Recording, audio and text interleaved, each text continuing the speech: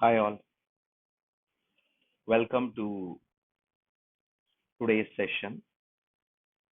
On our earlier part of the discussions, or in session one, we discussed about appeal under GST. As part of session two, we will discuss about two important topics. One will be no doubt authority of advance ruling, and then we will discuss about certain miscellaneous provisions under GST. Now, as part of our first discussions on authority of advance ruling, I'm sure a lot of you would have by this time come across various decisions of advance ruling, authority of advance ruling. Now, what is the process, to whom it is applicable, on what matters we can obtain advance ruling from the department, and it is binding on to whom. A discussion completely about that topic will be captured in our discussions on authority of advance ruling. To start the discussion over here, this particular advance ruling, authority of advance ruling, is discussed from section number 95 till ending with section number 107 on various aspects are getting discussed. To start with, a term called as advance ruling. Advance ruling means what? Now, because we will come across this word very frequently, if you have doubt, you can obtain an advance ruling. No, what do you mean by advance ruling? On questions that are raised by the supplier of the goods or services under section 97 of CGST Act, if if a view is expressed by the authority called as advance ruling authority, then that decision is treated as your advance ruling. So to put it in a different way, on all those matters which are allowed to be questioned under section 97, whomever raises those questions, then that person or that order is treated as a advance ruling. Similarly, any person who makes or who want to know about the outcome of his transaction, want to know whether his goods is taxable or exempted, whether want to know what would be the right rate of tax. On all these matters, if you want, he can obtain a ruling, and the application which has been filed by a person, all those questions which has been asked by that person, yes, that would be treated as, or that person will be treated as an applicant, followed by what do we mean by the term, or who is called as AAR, Authority of Advance Ruling?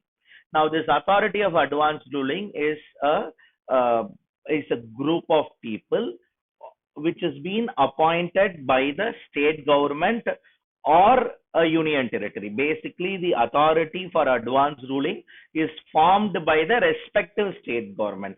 Those central government member or central government person will also be there. No decisions will be suo motu of state government. Maybe you can think of something like this, where there will be two authorities, a member from the central government, for example, a joint commissioner from central government, a joint commissioner from state government, both person will sit together. That authority is treated, or that authority will be notified by the state government as authority for advance ruling, and that authority for advance ruling will accept all those questions which can be, or accept all those applications under section 97. Now, coming back here, a most crucial section would be section 97. On what and all questions that can be put forth before an authority of advance ruling. On what matters you can make an application for authority of advance ruling. All those aspects are discussed under section 97. Now, when it comes to section 97, any applicant who is desirous of making an or obtaining an advance ruling, then he can make an application for advance ruling on following questions. Questions something relating to classification of goods or classification of services. To put it in a very simple way, whether a particular product will be leviable to 5% GST or 12% GST, where it will be classified. What do you mean by whether a particular transaction would qualify it as a composite supply, or it will be qualifying as a mixed supply? Recollect these discussions of composite supply, mixed supply and all, because until you are not sure about your transaction, I do agree. You can always take expert opinions, all that are there. Here you have a authority from government who comes out and confirm that this transaction is a composite supply. Then the authenticity of that discussion becomes more important. Let's take up some live cases which we had initially on these matters. There is a battery which is supplied along with the inverter. I'm sure recollect all your backups or in our home, or it's going to be a inverter, or it is going to be a UPS, whatever it might be. You will have one device which controls the alternate current, and you will have a battery which has been set it up. Now, in case of an inverter, the battery and the device is housed in the same box itself. However, when it comes to UPS, batteries will be segregated separately, the device will be segregated separately, and both will get connected, and then the whole function happens. In a transaction like this, is it a composite supply or it will be a mixed supply? See, for all said and done, assessees will have their own doubts coming in, and they can always take an expert opinion who has been specializing on this topic. We can give opinions on these. In spite of all that, a confirmation from the department will be more authenticated for these purposes on the following questions. Could be on applicability of a particular exemption, could be on eligibility of input tax credit, or matters relating to what would be the time in which they are liable to pay tax, on matters relating to time of supply, on matters relating to your value of supply, and followed by whether a particular person need to get himself registered or he is not required to get himself registered, or a particular transaction which is going to be done by a person, is it covered under supply of goods or is it a supply of services? So starting on all these questions, an application can be filed before an authority for advance ruling. Section 97 allows question of all these categories can be raised. Kindly make a note, only these questions can be raised before it. And if you further carefully note relating to section 97, it does not talk about place of supply. Any questions relating to place of supply can never be raised before an authority for advance ruling. Only authority for advance ruling can answer questions that are raised as per section 97.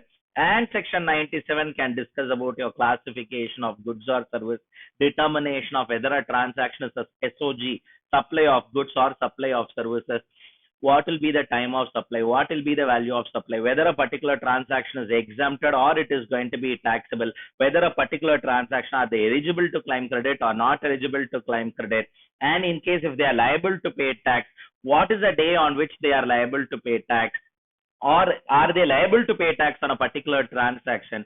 On all these questions, yes, application can be made before an authority of advance ruling. What is the procedure for this authority of advance ruling? See, a bench will be constituted. I would not say bench. Members will be constituted. Authority for advance ruling will be constituted by the state government.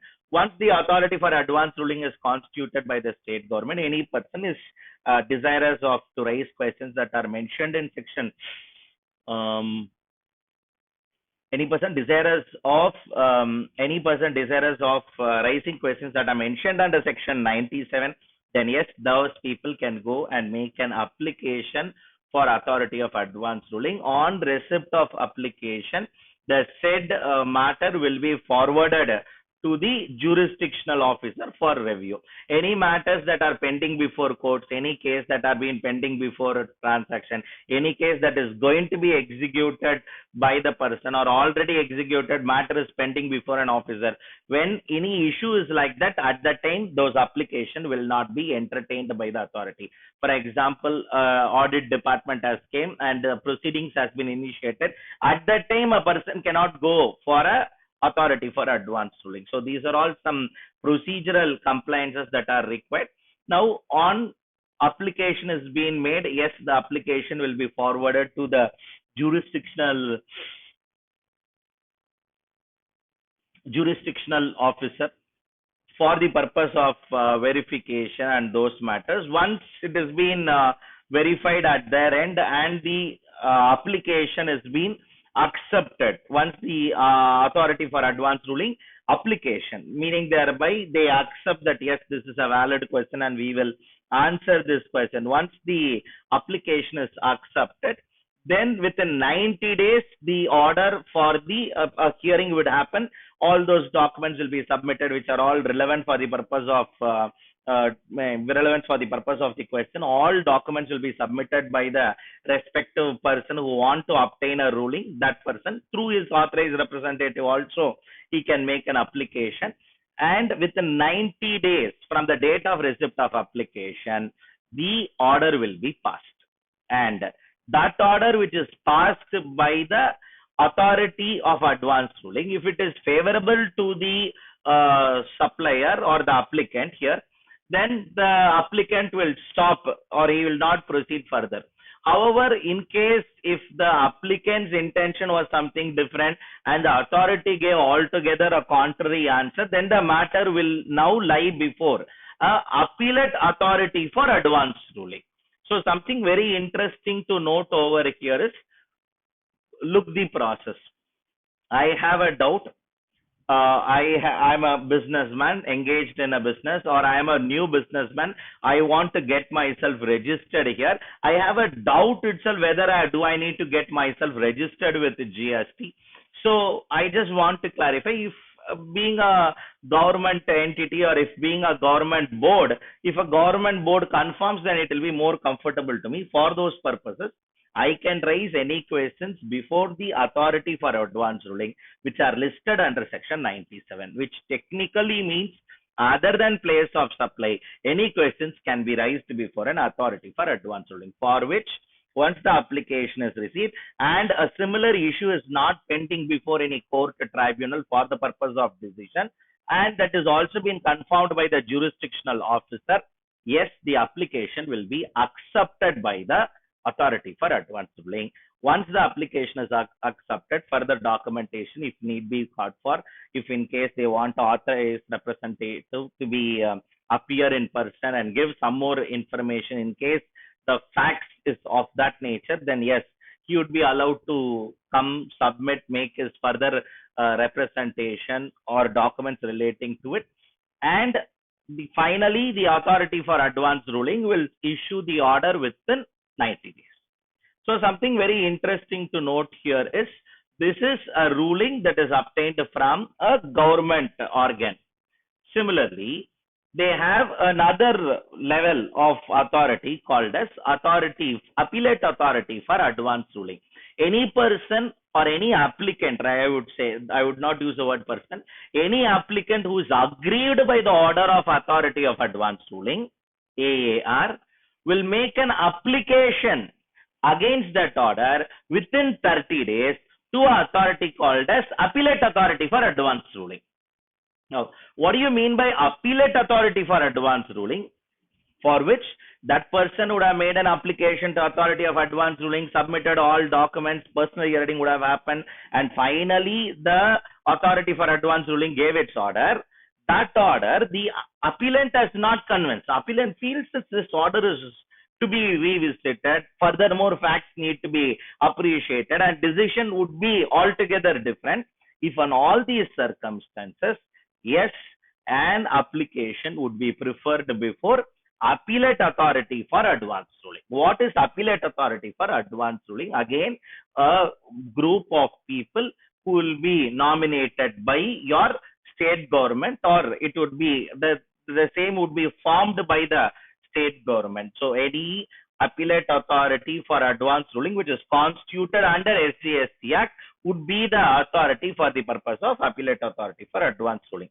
So any person who is aggrieved by the order passed by the authority for advance ruling within 30 days from the day in which the ruling is sought or the ruling is communicated, from that within 30 days, he will prefer an appeal before the appellate authority of advance ruling. Don't make a confusion here. Don't go back to your section 107, 108 and all. No, that appeal and this appeal are altogether different. Here we are talking of going against an ruling received by a person. A person made an application to obtain a ruling, and the officer has taken all the records, reviewed, scrutinized, allowed a personal hearing, further reviewed, passed this decision whether the transaction is taxable or not taxable. Whether the rate of tax is 5% or 12%, whether the supply is a composite supply or mixed supply, what is going to be the time of supply, at what point in time he is eligible to take claim ATC, discount will be included in the value or it will not be included in the value. So on all matters, one ruling is sought. That ruling which is received by the person, the applicant is aggrieved by the ruling received by the person, then that applicant will make an application now before further authority, a next authority above him, which is called as appellate authority for advance ruling. An appeal would be preferred before an appellate authority, AAAR, not AAR. AAR, authority for advance ruling. AAAR, appellate authority for advance ruling. So, before a AAAR authority, an application will be filed within 30 days.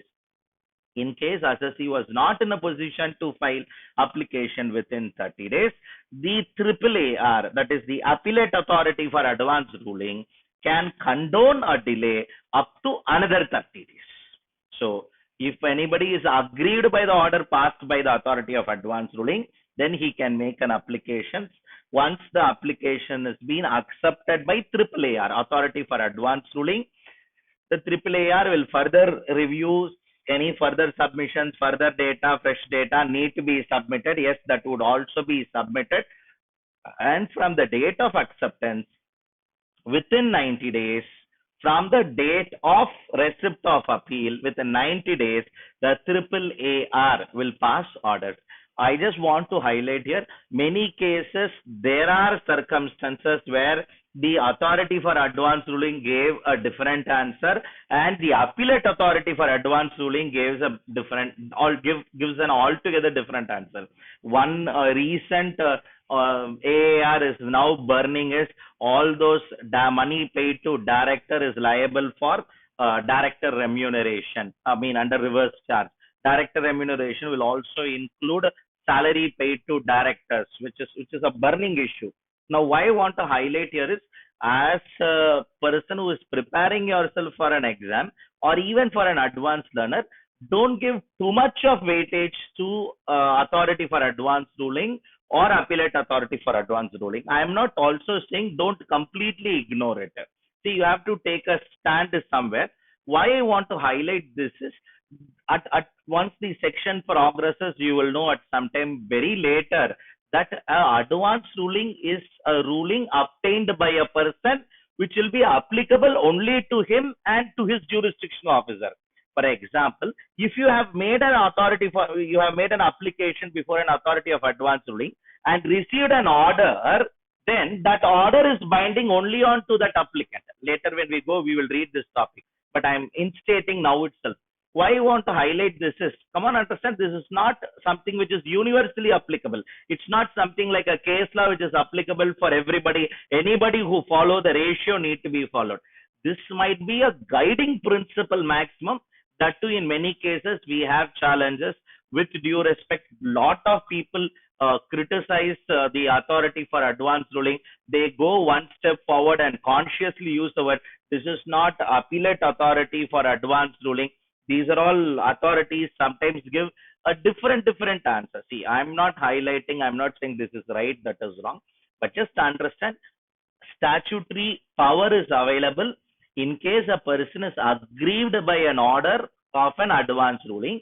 He can prefer an appeal within 30 days before appellate authority for advance ruling. And from the day in which it is accepted, within 90 days, the order should be passed by the appellate authority for advance ruling, AAAR. And that advance ruling will be final and there is no further appeal and all. In case if both the members in the AAR itself, in authority of advance ruling, I already mentioned to you, there will be one state member, there will be one center member. State member is of a different view, center member is of a different view. then both the views will be written and the matter will be referred back directly to appellate authority. Let me repeat, if both of us of a same view, then story is different. Both is of a different view, then matter will go to appellate authority. If in appellate authority level, there is member state, there is member center. There is a person who is responsible for state government representing. There is another person who is responsible central government representing central government. Then, if among themselves there is going to be a different view, then no views can be explained. Where at triple AR level, if it's double AR, matter will go to triple AR. If in triple AR you have a diverse view, then the matter gets to a conclusion there itself. All people who want to further appeal on a matter which has been on ruling which is passed by the double AR, Appellate Authority for Advance Ruling, they can very well go to triple AR and get the ruling associated with it, followed by any orders or any rectification which need to be done as part of your order, any mistake apparent on record, all this mistake, anything that need to be corrected which is apparent on record, all this can be corrected within 6 months from the date of issue of order. Followed by, which I think I have already highlighted, section 103 discuss about the applicability of authority of advance ruling. The advance ruling pronounced by the appellate authority for advance ruling or authority for advance ruling will be applicable only to the person who has sought the ruling and to his jurisdictional officer. As I earlier said, it will be applicable only to that person. It is not applicable universally. It is not a universal law. Any advance ruling will be said to be not valid. It is void ab initio if in case the ruling is obtained out of fraud, collusion, suppression, willful misstatement, hiding away certain facts. After hiding away those facts and then authority of advance ruling is obtained, then yes, they would not be they would not be treated as a valid advance ruling which need to be relied upon by the person. Followed by, what are the powers of an appellate authority for advance ruling? The powers of the appellate authority for advance ruling is quasi, or it would match exactly with any other appellate authority where he has power to discover any information or inspect any places, enforce somebody attendance and ask him to make a statement on oath, or he can commission somebody or compel somebody to produce books of accounts or documents, or compel somebody to produce certain documents which are all basis on which the whole transaction is going to be executed. So all this would be the powers which will be at par, pari passu power, as you say, at par with your any other appellate authority for any other appellate authority who has under your code of civil procedures. So this is a small discussion about authority for advance ruling. So I would recommend you don't get carried away by those rulings that are being passed over here, but be conscious on your topic when it comes to its discussion. Now, as a topic, when we look out over here for the purpose of discussion, these points are, just be aware there is a possibility, there is a process, then yes, that people can make it. It is prescribed fee need to be paid. We have forms for everything. We have a particular form, AR 1, 2, 3, so on and so forth, for communication, for acceptance, for rejection, reasons for deficiency, memo being given, final order to be passed. Everything goes by a particular procedural documentation. I'm not getting into that procedural documentation purposes, but broadly, the purpose of authority of advance ruling is just to provide a ruling to a person who has the doubts on certain transactions, how to proceed relating to those questions. These are all some of the points relating to a topic called as authority of advance ruling. Moving straight away, getting into a last area on GST called as miscellaneous provisions under GST. It starts from section 143 and ends with section 174.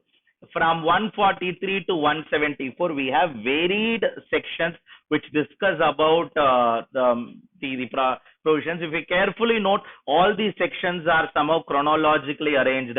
We had a topic called supply, meaning and scope of supply. We had something to discuss about place of supply, which are all chronologically arranged.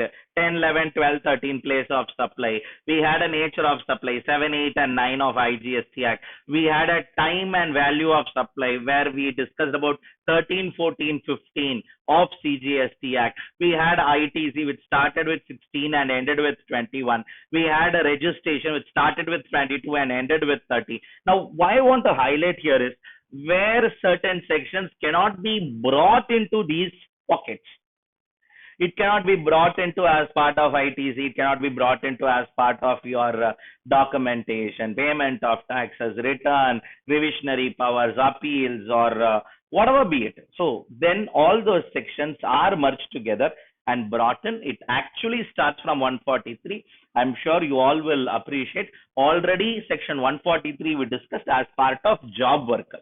So for our discussion over here, starting from 144 to 174, this 31 odd sections would be the section discussion for the purpose of your miscellaneous provision. To start with, presumption as to documents. Section 144 talks of that certain documents that are available or certain documents that are in the places of the person at the time of inspection or at the time of seizure or at the time when a person has produced those documents, unless and otherwise the contrary is proved, the document contains everything are correct. As simple as that. As it is summoned by the respective authority to produce various balance sheets, the respective person went and produced various balance sheets. Then it is understood those documents that are produced by the respective person to the authority, all those documents are true and correct, and they are all correct. If the document says the total turnover is 3 crore 45 lakhs, and the assessee in his return has disclosed only 3 crore 20 lakhs, maybe a reconciliation should be drawn, or now you cannot go and touch that P&L. That no, it's not 3 crore 45 lakhs, wrong, some 25 lakhs mistake, no story.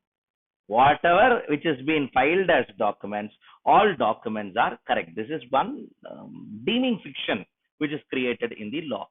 Similarly, the admissibility of documents as evidences. Any document which is collected, which has been obtained at the time of search, inspection, or a seizure, or anything, it could be a fax copy, or it is a printed material, or it is a hard drive, thumb drive, this, that, or a mail document, or certificates.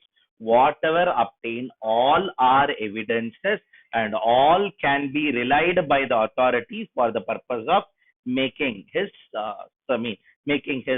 decisions as to the determining the quantum of the tax liability associated with it. Followed by section 146 discuss about common portal. Government may recommend or notify certain portals are common portal, because this word will be coming across in many times or many occasions. Common portal means what? gst.gov.in is a common portal for the purpose of generating e-waybill, gst.gov.in or e-waybill.gov.in.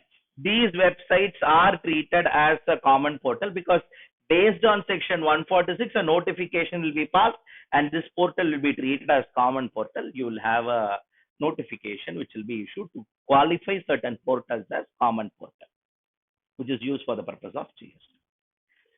Section 147 talks about deemed export. What do we mean by deemed export? We already have said. Government may notify certain transactions to be treated at par with the deemed export. And of course, based on the recommendations of GST Council, then such transactions, though originated in India, money is paid in India, supplier recipient in India, however, the transaction will be equated with export.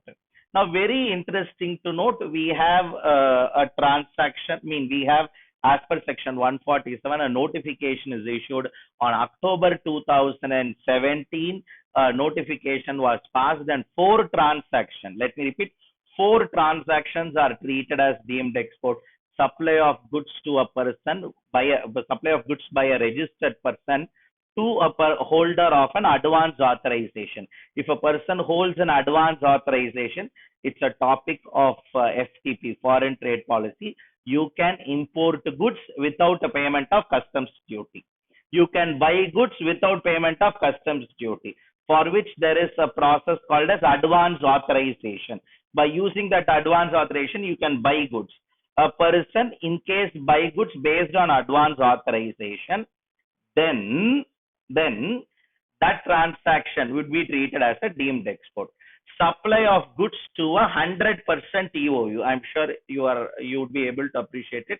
Prior to SEZ, we had a model called as EOU, export oriented undertaking, 100% EOU. All those supply of goods by a registered person to 100% EOU will be treated as a deemed export. All those supply of goods by a registered person to a EPCG license holder, export promotion of capital goods, or EPCG, export promotion of capital goods. Those licenses which are issued under FTP, if a person hold a EPCG license, on an EPCG, holder of an EPCG license, if I make a supply, it would be treated as a deemed export. Last but not your least, your supply of gold by public sector undertaking or bank.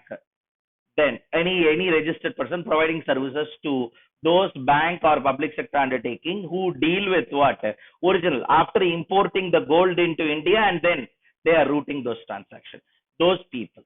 Now, why I want to highlight over here, why I want to discuss all these topics over here is, see, these transactions are treated, those transactions that happens within India are treated at par with the exported transaction. So, can I do the supply without payment of tax? No, you cannot do the supply without payment of tax. This is not a zero rated supply.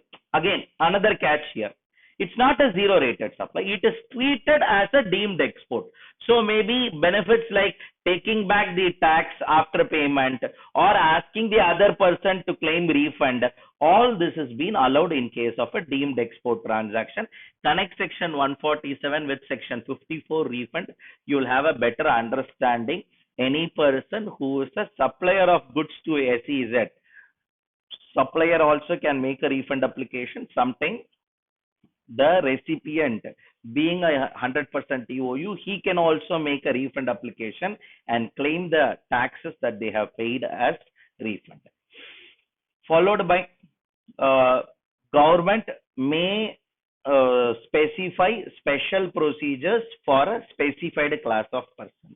Power is given under section 148 to government, to central government. The government, based on the recommendations of GST Council, may come up with a special registration procedure for a particular class of person, not for everybody. For a particular class of person, yes, government may come. 149 section discuss about GST compliance rating, like how we rate various goods and services. This is a rating given by the government.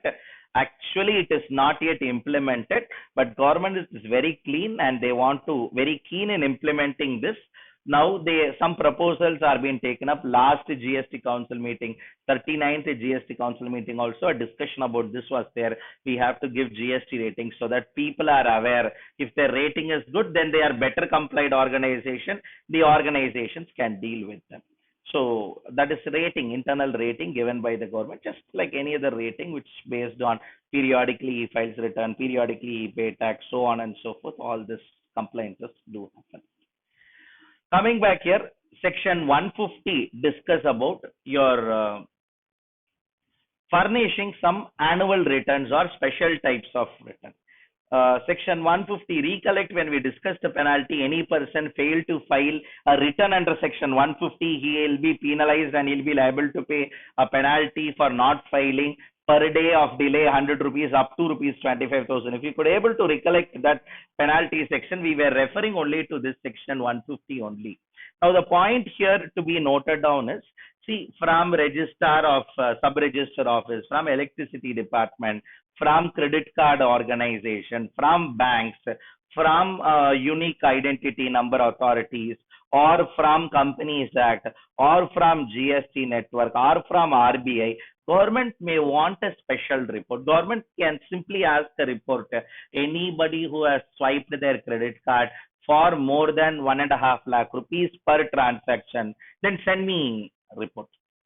Or they can even say like this, anybody who has swiped their credit card for a value more than 50,000 rupees, send me details. Government may instruct a credit card company, a Citibank or ICICI Bank, HDFC, SBI cards or Canara cards, any card company to submit a return. Why? Because somebody uses their credit card. Technically understand the point here. Somebody uses a credit card and later the credit card is paid by the company or their office funds. Now, who is importing service?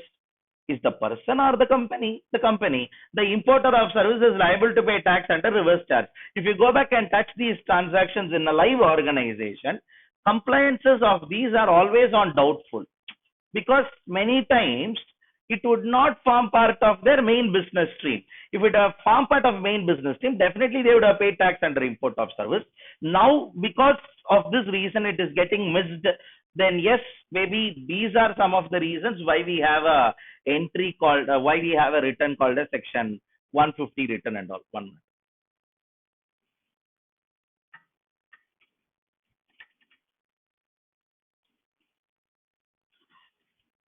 Coming back here, similarly, power to collect statistics section 151 gives powers to the government to collect certain statistics. Any statistics the government want to collect, yes, they can go and collect those information. Section 152, a very important section. Any individual who has an access, any officer who has access to some of the information of the assessee, he is solely responsible for those information. It should not be released unless not until with the written consent of the commissioner.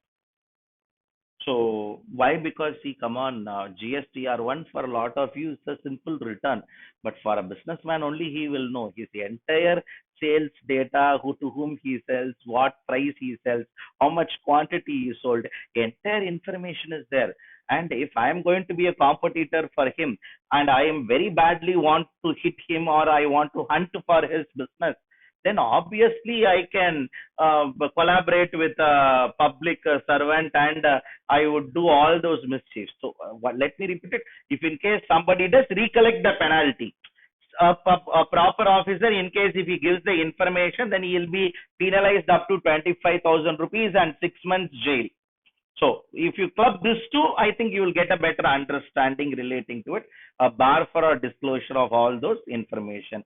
Any person above the rank of assistant commissioner can always engage any experts in any field he wants, in case that those experts will be of different help to them associated to it. Section 153 gives powers to various any person above any person at the rank of assistant commissioner. A rank below assistant commissioner cannot use this power. Rank of assistant commissioner, it's a big organization, and the assistant commissioner is not able to understand this consolidated balance sheet and abridged balance sheet. He may take the services of an expert who would be able to help him in understanding and interpreting the balance sheet and giving views associated. All those experts, expert services may be obtained by a assistant commissioner. Followed by power to take samples. Yes, all those power to take samples, possession of various receipts of goods, yes, always is available with the person. Whenever a person who claims ITC, section 155 comes out and says, if a person who claims ITC, the burden to prove that is used for business purpose is lies with the person who has availed the ITC. All officers who are all who are all executing the work for the department are treated as the public servant, or whomever officers are all discharging the functions which are all needed at the moment for implementation of GST or for the progressive implementation of GST, all would be treated as a public servant.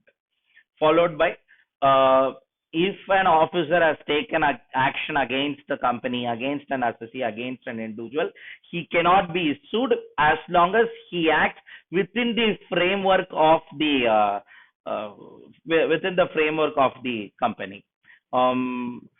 Let me repeat it. Uh, whatever activity, because sometimes see, these are all fiduciary relationship where if a person has not paid tax, the officer has to go issue notices. However he may know, he has to issue notices, recover from him, attach his bank account. At that time, there would be a little amount of personal vengeance from the other side. No, he cannot be sued. You cannot put him a public servant behind a bar for an action against this. No, he has brought me defame and all. There is no question of defaming somebody. There is no question of bringing disrepute to somebody. It's a routine check like every other associate, every other officer. If the officer does something, officer cannot be, a public servant cannot be sued back. Disclosure of information by public servant 158 gives powers to the government that in case a person has not paid tax, not filed return, not complied with the provision, then yes, the officer has power to make a publication of those information wherever the cases are pending, wherever who has not paid after the commissioner's approval. Officer in public interest, it is necessary to publicize those information. Yes, he can always publicize those information. Any proceedings will not be invalidated on a mere ground that the for any reason of a mistake, defect, omission. See, there were many frivolous ground, very small grounds. Many big proceedings have been dissolved. There were cases where GST number will be right, the name of the company will be wrong. Somebody told me, I thought it is not for my name and I never acted upon it. The GST number is right. So government want to come up with certain own protection measures. Today, all these mistakes are all not happening thanks to Microsoft, thanks to mail merge, thanks to your Control C, Control V. But the point here I want to drive home is, instead of M.A. Raja, it is being typed as Raja, and the person told, so this is not a summon for me, this is for Raja. Raja is somebody else. My name is M.A. Raja. So there's no stories here. In case for the purpose of assessment, reassessment, summons, adjudication, or review, or for any other proceedings, Section 160 gives a small leverage to the authority that in case on certain small mistakes, small omission, small error, you cannot invalidate that whole proceedings. You cannot say summon itself is not for me. When the address is right, when every information is right, but for missing out an initial which is not genuinely, just part of this, somehow it got missed. Because of that reason, straight away you cannot say the proceedings are invalid. That is something more important over here. And again, when it comes to any decisions, anything, any error, mistake, something like this which has happened on a notice, all this, the officer have right to issue or rectify it within a period of 3 months from the date of issue. So a rectification of all these notice, this, that, everything would be possible associated with it. No courts, no civil courts will have jurisdiction over this law unless and otherwise it is warranted under section 137 and 138. We can go and recollect those sections which discuss about your appeals under GST for High Court and Supreme Court. But for those matters, no court will have a jurisdiction over here. Any person want to take any document, a copy of document, or any of those documents that are seized by the government, or at any point in time he want to take any document, which his own document, available with the government, yes, he can take those documents after paying a small prescribed fee as per section 163. Section 164, a very, very important section which gives powers to central government to draft rules. Let me repeat it. All those rules drafted or how to comply with it. What is the process for registration? What is the process for filing the return? What is the process for reversal of input tax? We have everything comes as a rule. CGST rule, SGST rule, amendments to CGST rule, amendments to SGST rule, all comes with the help of section 164, where section 164 grant powers to central government based on the recommendations of GST Council may make rules for matters in which the act is provides for required to be done. See, in many places you will come across on this 174 section, 128 section will use the word as per rules made under for this purpose. So, meaning thereby, I will provide you or I will support you with the help of a delegated legislation. Those delegated legislation can be drafted by the government, or I would rather say it will be issued as per this power, later on approved by the government. Similarly, power to make regulations are also with the board. See, there is a difference between what is a rule and regulation. Yes, there is a difference between rule and regulation. Rules need to be placed before parliament, get the approval of the parliament, and then it becomes the law of land, which need to be mandatorily complied, and it does not bother about the hardcore procedural aspect. A regulation bothers about the hardcore procedural aspect, and it is being issued by board, and it need to be approved by the respective jurisdictional minister, and of course regulations are also been part of the, see, it is further delegated legislation. Act, delegated legislation is rule. Below rule is comes what? Your regulation.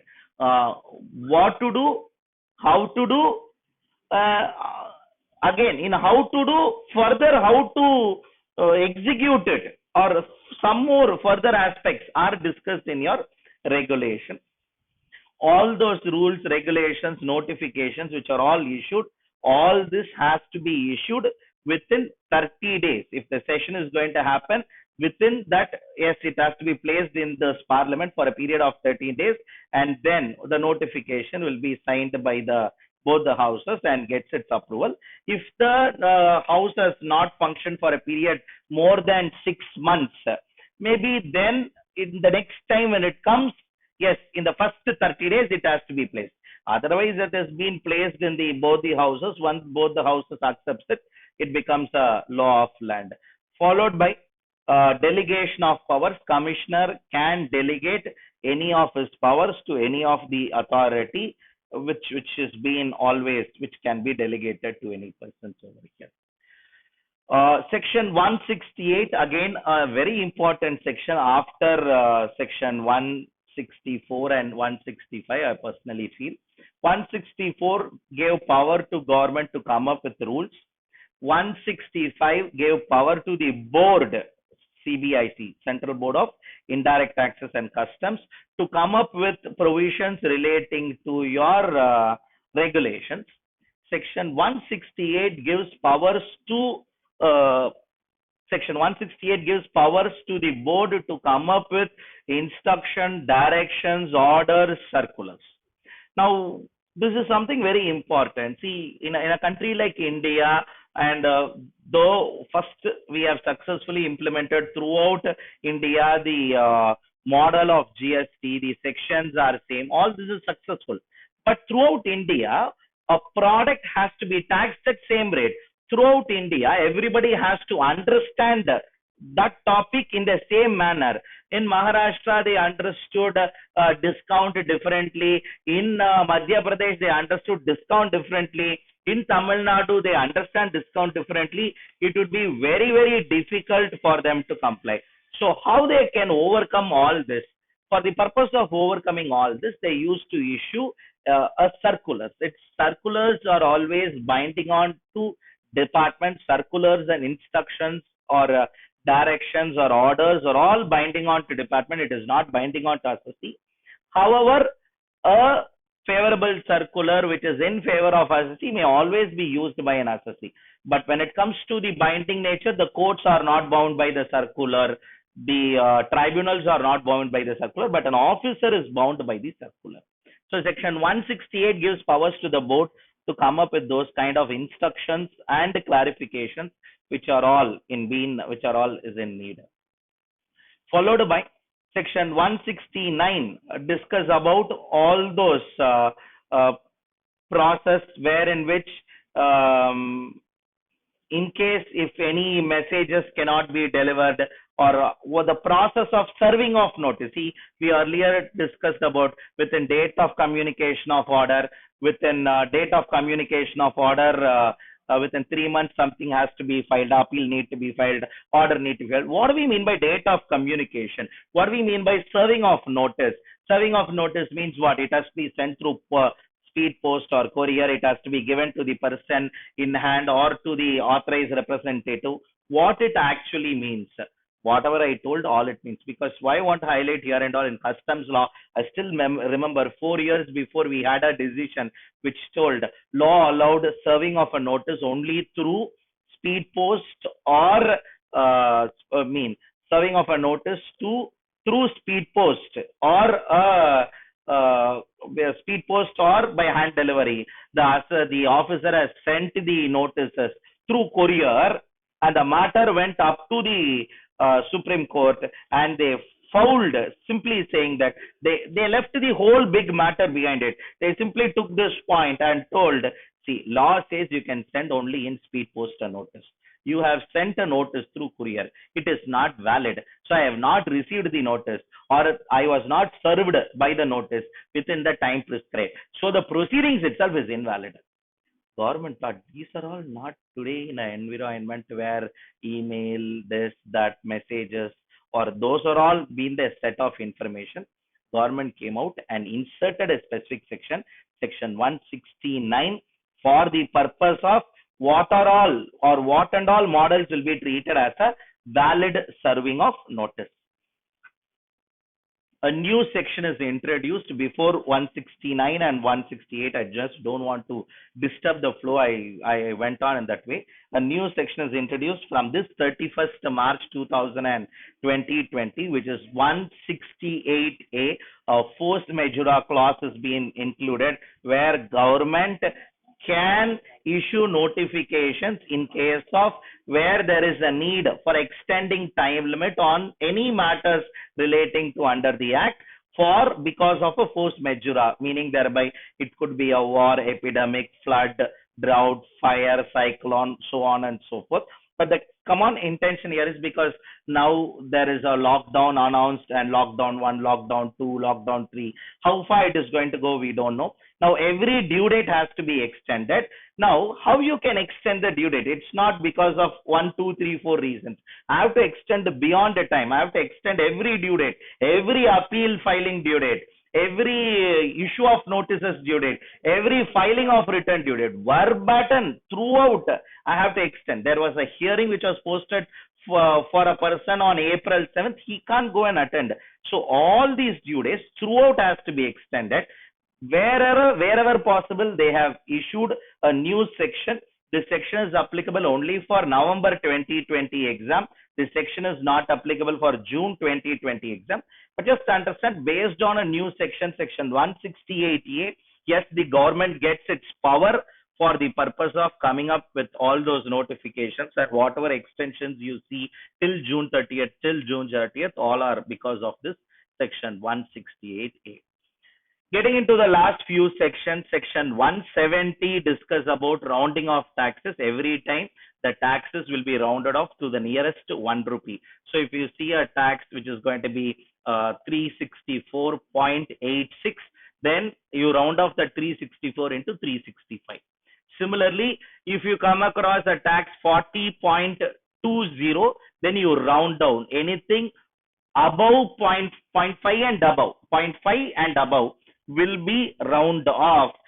to nearest 1 rupee. Anything less than zero point 0.5 and anything less than zero point 0.5, then it will be round down. So the taxes need to be rounded off to section, taxes need to be rounded off to the nearest 1 rupee as per section 170. Section 171, a very, very, very critical section, anti-profiteering. What do we mean by anti-profiteering? See, come on, we introduced the law sometime during middle of 1/7/2017. The moment we introduced on 1/7/2017, earlier a person is not entitled to take certain input tax credit. Because of implementation of GST, such persons are subsequently eligible to claim input tax credit.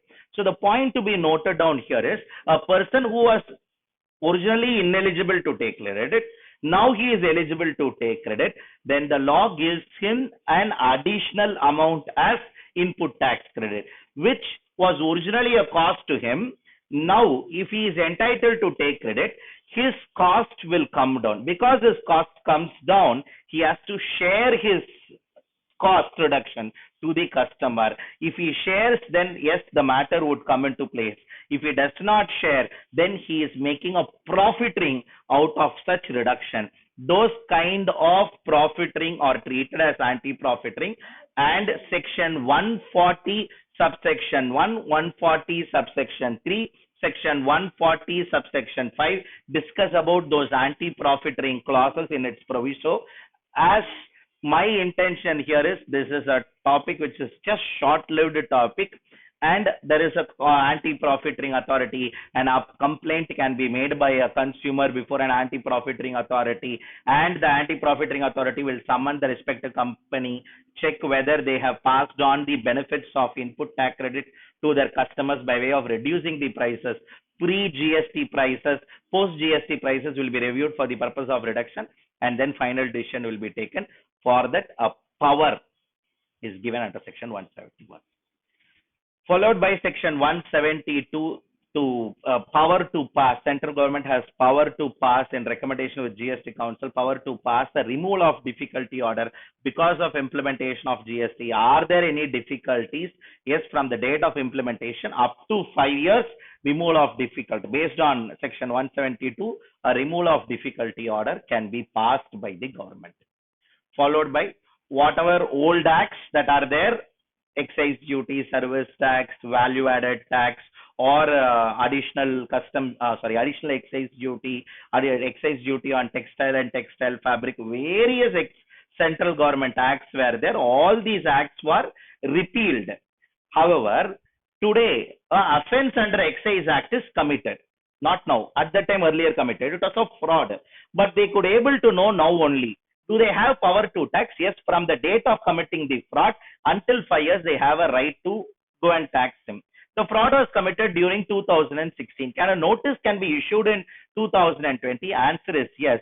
But once you repeal that law, once you omitted that law, once you thrown away that law, how you will have power? Section 174, read along with that act, will give the power under that act. For that purpose, repeal and saving act you have. If any omission is done, if any assessment need to be done, any refund need to be given done, any proceedings need to be initiated, you will use this section power. See, it's something like a backdoor entry. From actually that law is today not there. That law is repealed.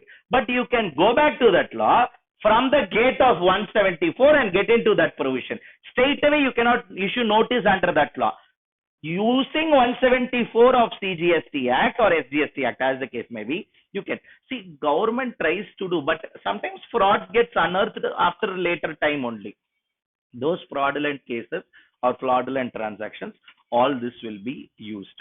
So these are all your miscellaneous provisions. My humble suggestion, just be aware about all those miscellaneous provisions. That would be sufficient.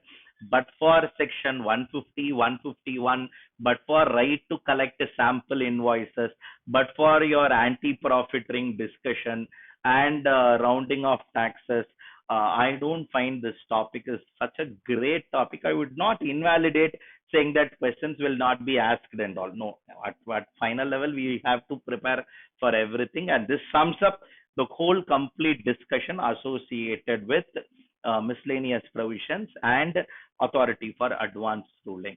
Uh, I'm sure all this would have been appreciated by you. You could able to follow this. If you could able to follow, give a thumbs up.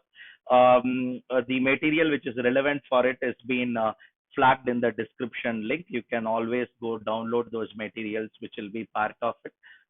This sums up our whole discussion on GST. We have been discussing throughout the last few days on various sessions on various topics. And in case you find this is helpful, good, give your comments. And you want to follow up, you want to know about the further updates on GST, on sector wises and all, we are coming up or planning to schedule few videos associated with it. You can give your information on the web page of the on the web page of the channel, where the channel people would be helping you with relevant towards latest updates in GST. And if you find it the content are good, share it with your friend. A lot of you, I would recommend yet to subscribe the channel, and we request and urge you to subscribe to the channel. Thanks for watching it. On another video, we'll join back again. Thank you.